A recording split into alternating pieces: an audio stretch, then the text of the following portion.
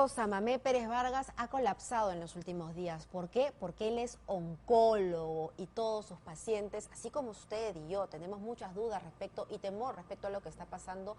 Los pacientes oncológicos, por supuesto que al ver su sistema inmunodepresivo más debilitado, se preocupan. Además, hay un problema, las citas se han anulado y entonces las quimios quedan postergadas. No solamente eso, hay una serie de preguntas y respuestas que va a compartir con nosotros el doctor Samamé para todas aquellas personas que están preocupadas por algún familiar o están pasando por un tratamiento contra el cáncer. Muy buenos días, gracias por estar aquí. Abel, Pamela, encantado de poder estar aquí con ustedes y como tú dices, no creo que es ahora el momento para poder conversar y llegar a todos los pacientes oncológicos y darles un mensaje de tranquilidad dentro de la situación que estamos viviendo. ¿Todo paciente oncológico está en mayor riesgo de contraer coronavirus? En general, cualquier paciente con una enfermedad crónica, entre ellos el cáncer. Sobre todo lo que tenemos de literatura científica que está saliendo ahora, digamos, sobre la marcha, hablan más de pacientes con enfermedades cardiovasculares, diabetes, pero también sobre preexistencias de enfermedades a nivel pulmonar y también enfermedad de cáncer o enfermedad oncológica. ¿Cualquier tipo de cáncer o algún cáncer en específico es mucho más vulnerable? Cáncer de mama, por ejemplo. En general, en cualquier paciente oncológico. Lo que pasa es que las cifras que tenemos son de publicaciones recientes que hay en China. En alguna publicación hablan de algunos pacientes que tienen cáncer de pulmón y se puede entender porque este virus se aloja principalmente en vías respiratorias, ¿no? Pero digamos que todavía no tenemos cifras y son cifras orientales, son cifras chinas. No tenemos todavía cifras publicadas aún en población occidental. ¿Cuál es la pregunta o la preocupación más frecuente de los pacientes en estos momentos? Ahora mismo es, doctor, estoy en tratamiento, no tengo cita o le han restringido la cita o me han reprogramado la cita. Necesito tomar el tratamiento y ese es un mensaje importante, porque dentro de tratamientos oncológicos tenemos la quimioterapia, radioterapia, hormonoterapia y terapia biológica. Entonces el mensaje es quimioterapia, que es lo más común. Pacientes con quimioterapia tienen que consultarlo con su médico, porque no todos los pacientes que están recibiendo quimioterapia la reciben por el mismo motivo. Algunos lo reciben con intención preoperatoria o de inducción, que quizás pueden tener un poco más de importancia. Algunos lo reciben de consolidación después de una cirugía, que quizás ellos pueden esperar, digamos, esos 15 días que nos ha dado el gobierno. Y algunos que sí tienen enfermedad metastásica, digamos, y que dependiendo del volumen de la enfermedad deberían recibir o no. O algunos tipos de cánceres que son mucho más, digamos, agresivos, ¿no? Linfomas, leucemias, ¿no?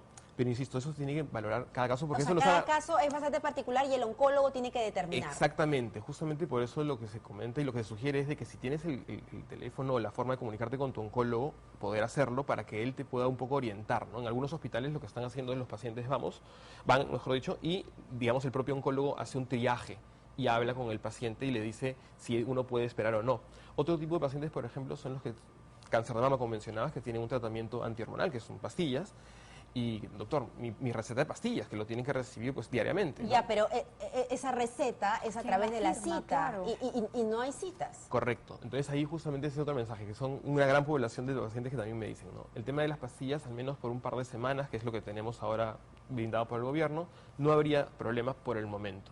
Ya después de superado 2, 3 o 4 semanas, tendríamos que ya ver la manera de poder, y la logística para poder llegar a ellos y para poder discriminar, porque hay que entender una cosa, el paciente oncológico es un paciente, y sobre todo el que está en quimio, inmunosuprimido, que tiene los leucocitos o glóbulos blancos, o las defensas popularmente llamadas bajas. Entonces, si tú sales de casa y vas a un centro, sea por el transporte público, incluso llegas al hospital, tienes más posibilidades de chaparte este famoso virus, y no sino cualquier otro. Entonces es medir costo-beneficio. Riesgo-beneficio, totalmente como tú dices. Entonces, el tema, Mabel, es de que a priori y digamos en riesgo-beneficio es preferible quedarte en casa a que poder salir, digamos, y que te puedas coger cualquier otra cosa. Y quimio, por encima, sobre la quimio vamos a generar alguna disminución de lo que son los glóbulos blancos. Entonces vas a generar un paciente que está mucho más, digamos, sensible a toda esta situación. Si yo tengo un paciente oncológico en casa que puede esperar, ¿qué cuidados adicionales debería tener con él? Mira, en principio, lo que estamos las medidas generales, ¿no? El lavado de manos, el no contacto físico del saludo, la distancia prudencial, como estamos teniendo nosotros ahora mismo, más o menos de 1 metro, 1,5 metros aproximadamente. Y si hay alguien enfermo en casa, que no necesariamente significa que tenga coronavirus, estamos en cambio de estación, puede haber algún tipo de cuadro de resfrío, gripal, pues tratar de estar un poco más alejado. ¿Dirías que es mejor que si tiene los recursos, que se aísle en su habitación? Podría ser, digamos, pero si usa quizás el paciente, no necesariamente el paciente mismo, sino un familiar que quizás tiene un problema respiratorio, usa unas mascarillas desde las simples, no había ningún problema. Y déjame hablar justamente, que tengo la mascarilla, la que nosotros proveemos, que es la N95, que es la que, digamos, nos ayuda a los que somos personal de salud. Pero la mascarilla, ahora que estoy yendo justamente al hospital y voy por calles, la gente usa las mascarillas simples, que está bien, pero las usa mal, porque se las pone aquí abajo, las pone aquí arriba, o la he visto aquí. La mascarilla tiene que cubrir nariz y boca, esto, y tiene que estar bien fija. Y esto es importantísimo poner en rojo, porque tiene que estar esto fijo, porque si no, no va a generar ningún tipo de protección. Para eso tiene este metal en la parte superior que tú es para lo que lo puedes, ajustes, correcto, ¿no? ajustar o regular en función a cada anatomía. Entonces, eso es importante. Pero esta es insisto, esta es la de personal de salud. Las mascarillas sencillas y simples no tienen esta regulación.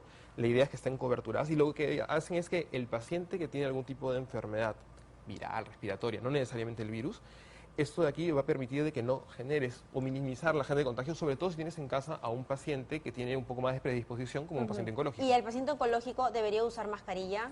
Si es que sale de domicilio, si es que, por ejemplo, hablas con tu oncólogo y te dice, tienes que recibir quimioterapia, yo aquí tengo que irme a ver a 2 pacientes que están con quimio, la necesitan. Entonces, ellos sí al salir del domicilio deberían usar mascarilla simple. Y seguir con todos los cuidados que hemos dicho, el lavado de manos, el contacto y todo lo demás. ¿Qué le podemos decir a las personas que viven de menores recursos, que viven en casas precarias y donde no hay posibilidad de aislamiento? En principio que estén tranquilos también. Este virus no está en el aire. O sea, quieras o no, ya estamos en una fase 3 en la cual se ha perdido, digamos, el contacto, porque antes el diagnóstico, claro, era paciente con síntomas más contacto de un paciente que haya, de una persona que haya viajado, que haya estado en el lugar. Se ha perdido un poco.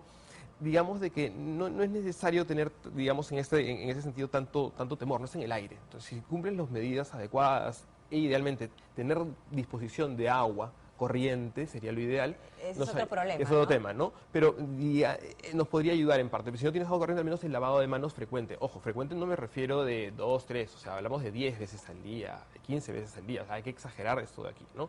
Para poder cuidarnos entre nosotros y evitar eso, ¿no? Y si hay algún tipo de duda o algún tipo de preocupación porque tienes un paciente que tiene síntomas, acordarnos que tenemos la línea del 113 y también tenemos una página web, ¿no? Que es www.gov.pe/coronavirus, donde también te ponen el mismo fluxograma, o sea, no tienes que colapsar el 113. Son las mismas preguntas que te Lo hacen mismo. en el 103, En el pero 113, digital. en el 113, pero digital. Y es más, te permiten generar ahí una solicitud también. Entonces podríamos descentralizar un poco y pero descargar. hay un pequeño problema porque hay mucha gente que en redes sociales se queja de que no le contestan el teléfono porque probablemente también ha colapsado, ¿no? Y por eso mismo se tiene esa alternativa que el mismo gobierno lo está planteando y me parece una idea bastante adecuada para poder descentralizar y evitar el colapso, ¿no? Porque también una de las llamadas es no solamente de pacientes oncológicos. Estoy seguro que todos los médicos ahora tenemos llamadas de familiares nuestros que no son pacientes oncológicos y nos preguntan si es que son candidatos a realizarse la prueba o no. Entonces, en eso tenemos que estar también bien cuidadosos. La prueba por ahora la estamos realizando en pacientes altamente sospechosos. Porque inclusive sabemos de que este virus puede afectar a población joven y no va a generar tantos síntomas. Y se puede asumir y entender de que inclusive en domicilios haya un paciente que tenga el virus, pero que sea joven, y a esa persona, como no le va a generar muchos síntomas, no vamos a hacerle quizás el testeo en estos momentos, ¿no? Una última pregunta. Vimos más temprano que hay una campaña para vacunar a los adultos mayores contra el neumococo. ¿Los pacientes oncológicos deberían también recibir esta vacuna? Muy buena pregunta, Mabel. En principio hay que preguntar, los vacunadores tienen que preguntar antes si es que es un paciente que tiene cáncer y está en tratamiento. Si tú tienes un tratamiento oncológico activo, quimio, radioterapia, no debes ser vacunado. No se recomienda la vacunación, salvo que hayan pasado 3 meses después de haber terminado la quimioterapia o 6 meses de haber recibido un tratamiento dirigido o biológico que en algunos neoplasias lo reciben. Entonces, ojo con eso, no es vacunar a todos, que me parece una medida buena, pero tienen que preguntar eso. Cada caso es específico. Y obviamente teniendo las medidas de bioseguridad, ¿no? Lo ideal sería que después de cada paciente uno cambie de vestimenta o de eso para poder evitar que uno mismo, el personal de salud que va de cada casa, pueda ser también de vector, ¿no? Entonces tenemos que tener ciertamente algunos cuidados porque esto nos ha agarrado un poco en el aire a todos, pero dentro de todo hay que mantener las cosas con calma y serenidad.